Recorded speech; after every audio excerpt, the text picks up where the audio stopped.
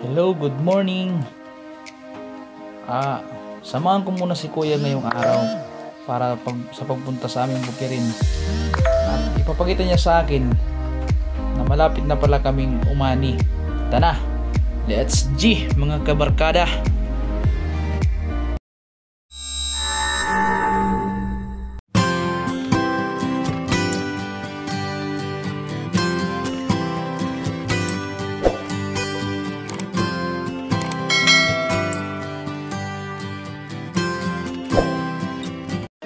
Ito nga pala ang aming hacienda. Sana all. Hindi, biro lang. Ito nga pala, ginising ako ng kuya ko kaninang umaga kasi nagpapasama siya papunta dito sa aming bukid para makita ulit ang mga palay na malapit ng anihin. So nakikita nyo, medyo berde pa siya, kaya kung hindi pa pala siya pwedeng anihin ngayon. Mga 10 days pa siguro bago pa mangyari yon. Kaya tapos kung napapansin nyo si kuya na mayroon pa siyang sugat sa paa, mga almost 1 year na ata yan mula nung siya nagkasakit. Muntikan pa yung maputol gawa ng nagkameron siyang sugat na matagal nang hindi gumagaling. Pero buti na lang sa awa ng Diyos, kaya yan, nakakapaglakad na siya. Kaya caring niya na bumalik pa ulit sa bukid kahit ganyan siya. Hindi na siya na ulit. Although kailangan lang lagyan ng bandage, pero goods na. So ayan, nakikita nyo mga kaibigan, ayan yan yung irrigation. Diyan kami kumukuha ng patubig para sa pangapalay. Galing yan dun sa sa malayo. Pa yan yung tawag dyan sa ilog na yan, yung Baliri. Doon yun ang pinaka main source ng water system namin dito para sa aming mga palayan. Kaya yan, nyug yan na inaakyat yung para sa tuba, yan yun.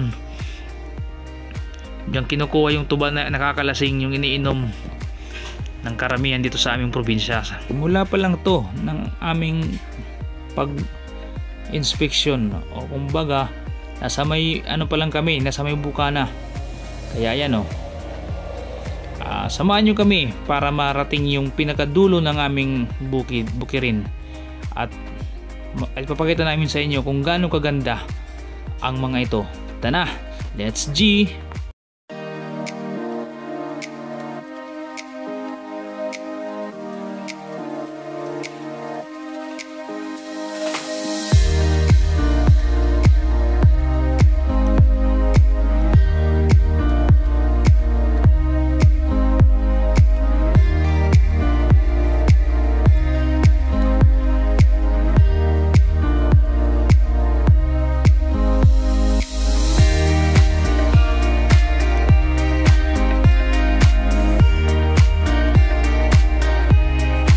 Ayan mga kaibigan, mapapansin nyo medyo hinog na yung area na to. Ayan mga kaibigan, malapit na yan pag ganyan.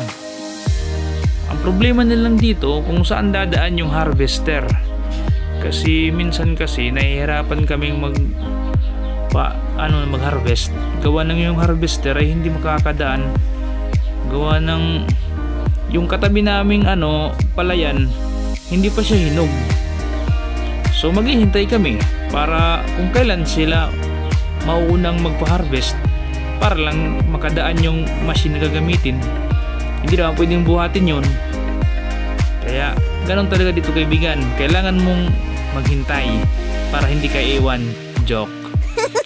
So ayan medyo makitid dito yung daan na aming dadaanan. Kaya nababahala nga ako mga kaibigan, kasi yung kuya ko hindi pa masyado yung yung paa niya baka siya madisgrasya. Kaya ayan tinitingnan ko siya kung ba siya. Medyo mabagal yung kuya ko maglakad mga kaibigan. Ayan pero matatag pa yan, papalo pa yan. Ayan hinihintay ko lang siya gawa ng makitid nga yung daan.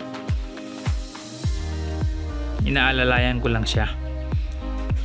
Tsaka buti nga yung daan hindi siya malambot, medyo matigas na siya. Gawa ng mga mayroon na yata mag-isang buwan na straight yung araw dito na palagi nagpapakita. Di gaya nung nakaraan na ano talaga siya, ulan ng ulan. Kaya kung ulan na ulan, nako, hindi to po pwede, hindi to makakasama dito. O yan, yun yung aming bridge dito. Yan yung San Juanico dito sa ano, sa bukid. O yan o. Tinan mo, dahil sa ano, walang habas na pag ano ng araw dito, yung mga ano tuyo na, yung maliliit na ilog. Kaya matigas na talaga yung ano, yung mga pilapil dito. O ayun o kaibigan, mga kaibigan o, ayun o, ang ganda. Magang maga kasi hindi pa masyadong tirik ang araw at hindi pa mainit. O ayan mga kaibigan o, ayun yung irrigation niya. Tapos ito na o, tapos ito mga kaibigan o, malapit-lapit na tayo sa aming bukirin. O ayan, medyo nakakatakot tong daanan, baka biglang mabali. 3 points tayo. Ayan mga kaibigan, yung kuya ko dadaan.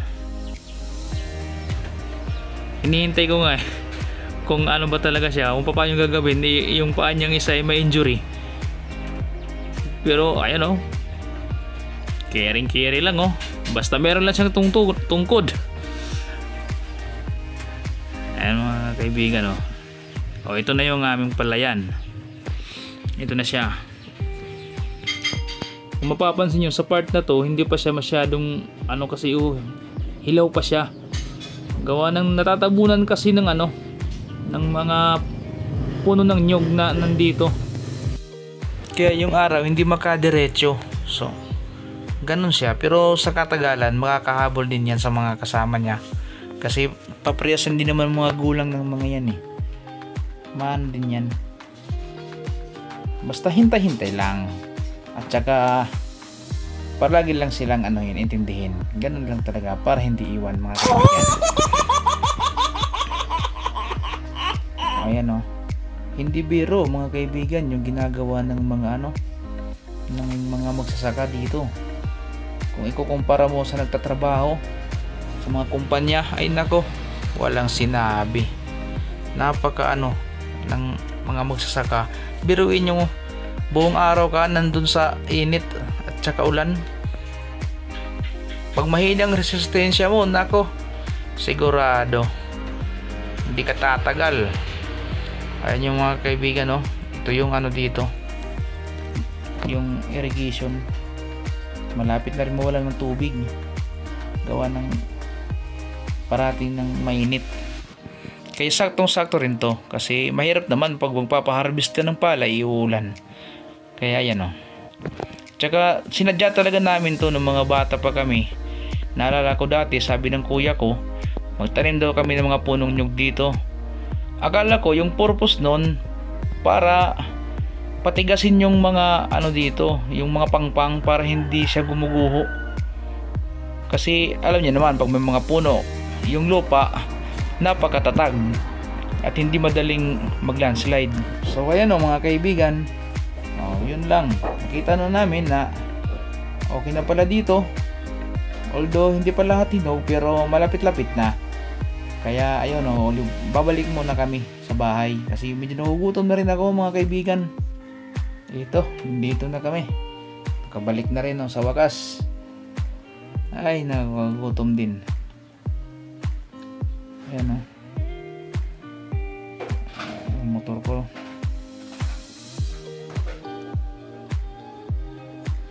Ito yung asawa ko. Ayan nagkakape while nagsi-cellphone ba? Ano kayang pinag-ano nito? Sino kayang ka-chat nito? Aba, ayan mga kaibigan pero mayroon lang nakahanda, may kanin, tsaka yung tira naming ulam kagabi na puso ng saging. Masarap yan mga kaibigan. Aba, masustansya pa. Matignan nga kung anong niluluto nito. Ayan aba, nagluto siya ng paborito kong lumpia. So oks na to mga kaibigan na pagkain sa umaga. Kaya na to ng buong, kahit magtanghali lang.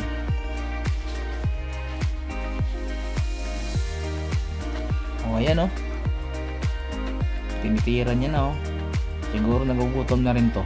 Kaya lang sosyal. Nagluluto. May hawak na cellphone. Diyan madidisgrasya yung iba. Diyan nagsisimula yung sunog. Kaya huwag nyo siyang gagayahin ha mga kaibigan. Yung ganyan o. Ugali o. Hindi, joke lang. Ayan o. So yun lang muna mga kaibigan. Pahinga muna tayo. Abangan nyo ulit sa susunod na video kung ano naman ang pupuntahan ko. Kaya bye-bye!